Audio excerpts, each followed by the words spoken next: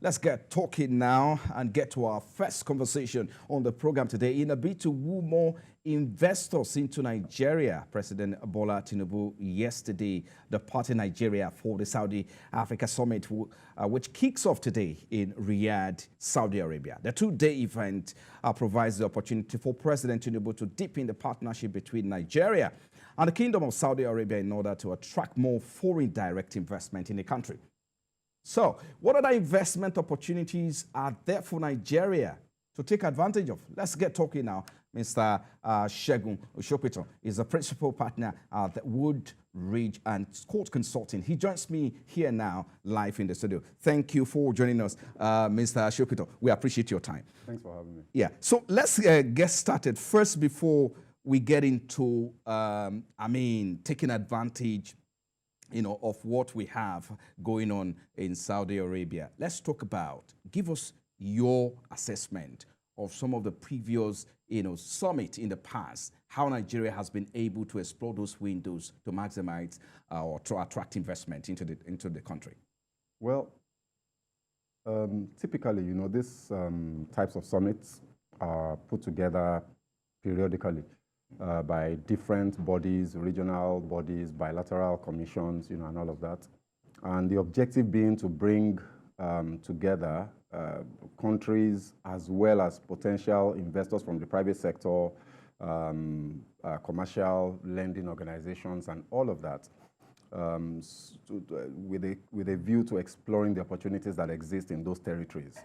From past activities or from the history that we can see, I personally wonder at the effectiveness of this. There's a limit to what the expectations could be from participating in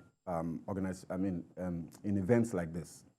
The investment climate within your country will speak for itself. These events are very important because they give you an opportunity to sell yourself, and you know that countries will sell themselves. It's a global village. There's competition for finance. It's not as if funds are infinite, right? So the opportunity to speak is important. But having spoken, then you need to then come back home and then do the hard work of making sure that what you have said and what the investment community out there will see when they come are in tangent with one another. In terms of how successful this has been in the past, I would say Nigeria has recorded relative success over the years. All of this started with President Obasanjo, and we saw how he traveled the world extensively to sell Nigeria. The presidents thereafter, right up to the past President Buhari, also did a bit of that. And now President Tinubu is doing a lot of that as well. I would say it's necessary to do this, but it's not the all in all. It's something that must happen, but there's more that needs to follow for us to record the successes. If you look at the numbers in terms of FDIs that we've attracted over the years, it's been dipping. Nigeria remains a destination for the global investment community, even till now, especially from clients that are used to doing business with us. So the United Kingdom, for example, has been traditionally the highest investor in Nigeria. We've had investments from UAE, from South Africa, from some parts of Asia. China, of course, we know has a huge appetite for investments in Africa and in Nigeria in particular. So all of these countries will participate in these types of summits. And the message that we put out there to them will have some bearing on the appetite of the investing community from those countries in coming into Nigeria. So we hope that the president will succeed, will give the right message to those people, and that when they do come in, they will meet an environment that will enable them harness the fruits of their investments, so to speak. And if you look at the body language of the president, given the travels that he's partaken on all the summits it's done in the last 3 months, you will believe or agree with me that looks like the president's set, ready to open up, the investment climate in Nigeria. But let's dwell particularly on this note now. How do you think Nigeria can leverage, Saudi Africa Summit to further, open up or boost economic cooperation between the two regions? I think one of the things that you would recognize is that in terms of investment into Nigeria, if you look at the sectoral allocation of investment over the past 10 years, there are certain sectors that has attracted quite a bit of investment, and there are certain sectors that investment is running away from. Saudi Arabia, as we know, is traditionally known to be the oil and gas hub of the world. Our oil and gas sector in Nigeria is severely in need of investment. Investment has been drying up over the last 5-6 years, which is part of the reason why our production, the oil production capacity in Nigeria has dropped. Apart from oil theft and the other things that we all know about, the reality is that investment flows has kind of dried up a bit. So the president going to Saudi Arabia, we hope will sell the benefits of the PIA. The fact that Nigeria has been very deliberate in opening up its oil and gas sector, has made it more investment friendly for people who will be interested in taking advantage of our huge reserves, both in oil and in condensates and all the other natural resources we have in that sector.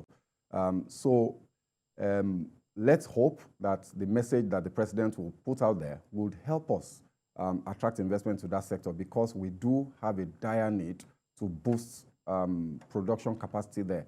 Our OPEC quota is 1.74 million barrels per day. That's right. And the highest we've achieved in the last year has been about 1.3, which we did last September. On the average, we've been doing 1.1. And I say again, all of that is not as a result of oil theft. The truth of the matter is that we need investment flows for exploration activities, for exploitation, for drilling, and all of that. So hopefully that, this activity from the president will help boost that. Of course, we know the impact that has immediately on the fiscal health of the country, because for now, the government depends to a large extent on oil revenues for government finances.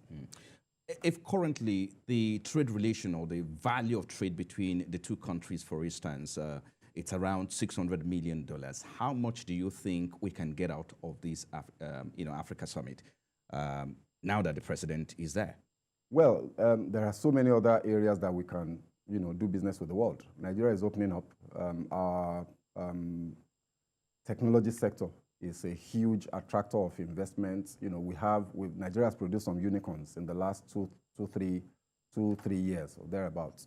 Our creative sector speaks for itself. Whether you're talking about Nollywood or you're talking about the music industry, our textile fashion industry, there's a lot happening there. And Saudi Arabia is a cultural melting pot, kind of, in that Middle Eastern region. So I think it would also be good if the president will sell the benefits that exist in the country in these other sectors apart from oil and gas. There's so much that Nigeria has to offer that I think that the president can sell to potential investors, in that region of the world. We have to remember that even though the summit is happening in Saudi Arabia, it is not only for Saudi Arabia. There will be other investors from the Middle East. There will be other investors from other parts of the world also taking part in this. So it's an opportunity to simply sell ourselves to the world and get as much investment in as we can. I mean, other issues expected to be discussed is the issue of security, and quite a lot has to be said about. I mean, if you look at the area of collaborations, where do we start the conversation with? Where can we convince the Saudi, Arabia as a country to come in and help us, fight these? It's a regional issue now, if you have to look at it. I think it's a multifaceted issue. So there's the insurgency issue, and we know that the insurgency issue that we have in Nigeria has evolved over the years to the point where global terrorist organizations who have some ties with Saudi Arabia in particular. So Al-Qaeda, for example, and the various iterations of that organization has a hold in Nigeria. You know, you have the Al-Qaeda in the Maghreb, you've got ISIS and its various variants that have taken a part in the Boko Haram phenomenon that we have in Nigeria. So there's that angle, and I think that Saudi Arabia, having a conversation with them, with helping us in dealing with the funds flows that is coming from those organizations into Boko Haram, would be one thing that we can also talk about. The other side of the security question, I think, would also be with our oil theft issue. Saudi Arabia is, I think, the biggest producer of oil in the world, and it's their deployment of technology to deal with the oil theft problem and accountability and transparency in the oil and gas, on their oil and gas sector, is legendary. Yeah, I would hope that the president would have conversations with them in terms of trying to have some sort of partnership with transfer of technology for us to leverage on what they've done, to learn from them, to automate as much as possible, the security architecture with regards to securing our oil assets, bearing in mind how important and critical that, that sector is to the Nigerian economy.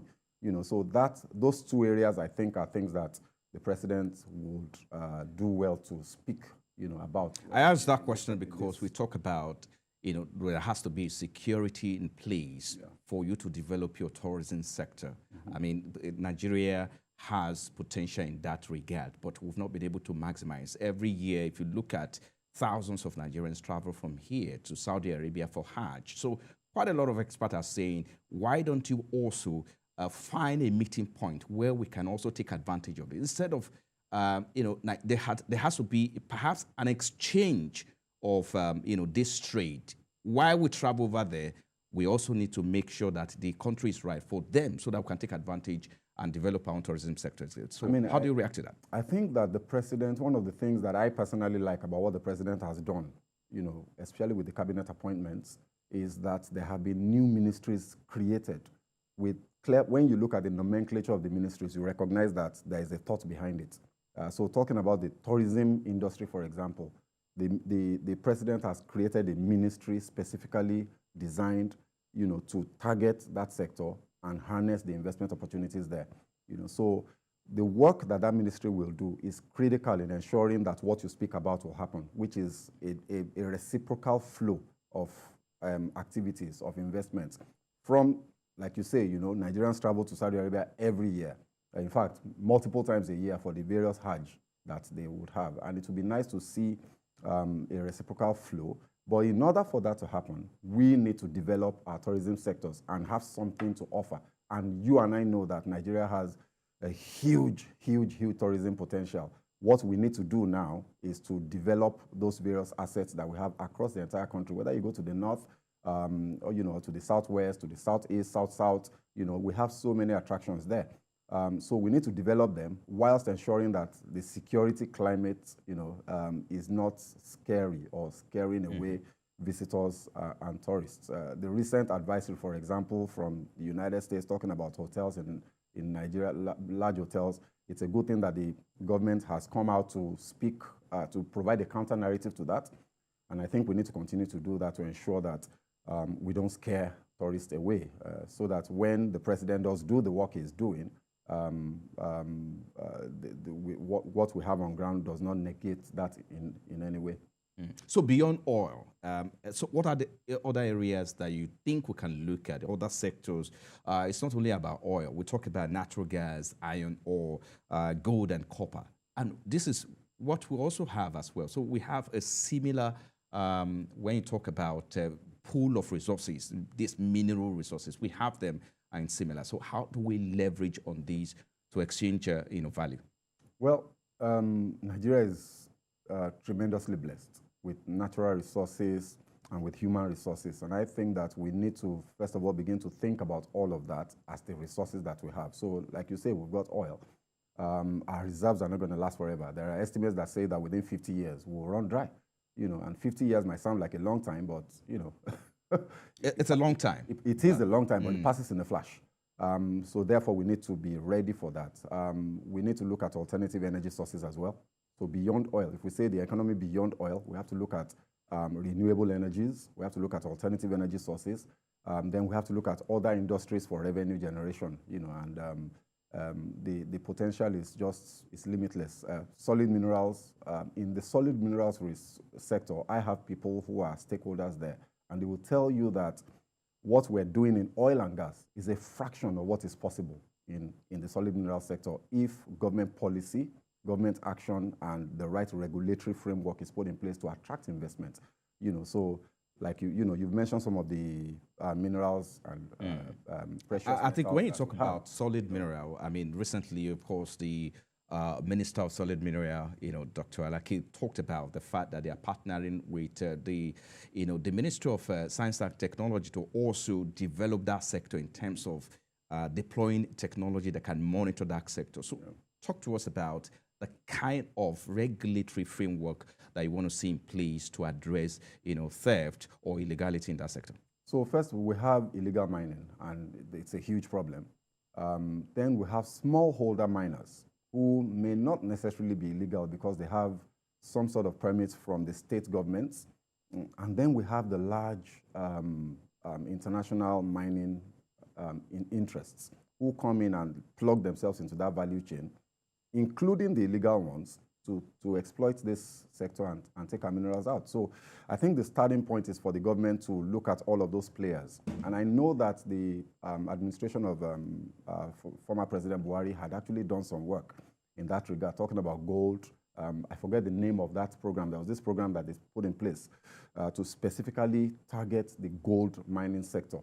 And I think we need to do a lot more of that, where we can bring in the artisanal miners, provide a connection point with them and the mining investors, the large volume mining investors. There is a lot of interest, especially from Asia, China in particular. They are very interested in our mining sector.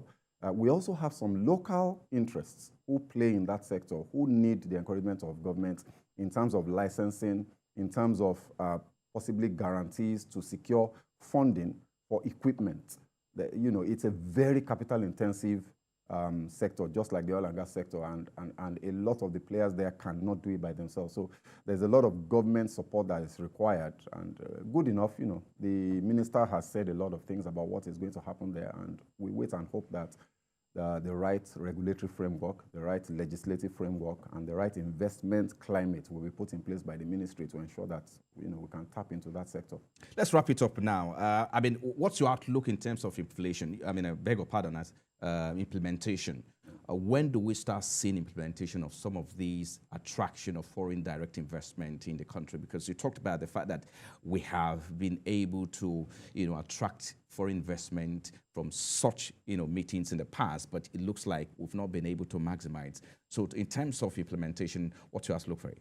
I think that the various ministries that are involved in this activity must work together. There has to be coordination between the Ministry of Solid Mineral Resources, between the Ministry of Trade and Investment, Ministry of Tourism, the oil and gas sector as well, the ministry. They all need to coordinate themselves. Of course, we know that the Minister of Finance is providing some sort of coordinating effort. So we need to see these ministries working together to ensure that there is coordination and coherence in the policy framework that is coming out of those various sectors, to ensure that the investments that come in, we can take full advantage of them and get the most that we can for the Nigerian economy. Well, I think we'll just have to leave it there. Thank you so much for your time, Mr. Segun Sopitan. He's the principal partner at Woodridge and Scott Consulting. Thank you for coming on Business Nigeria. Thanks for having me. We appreciate your time. Have a great day. Thank you.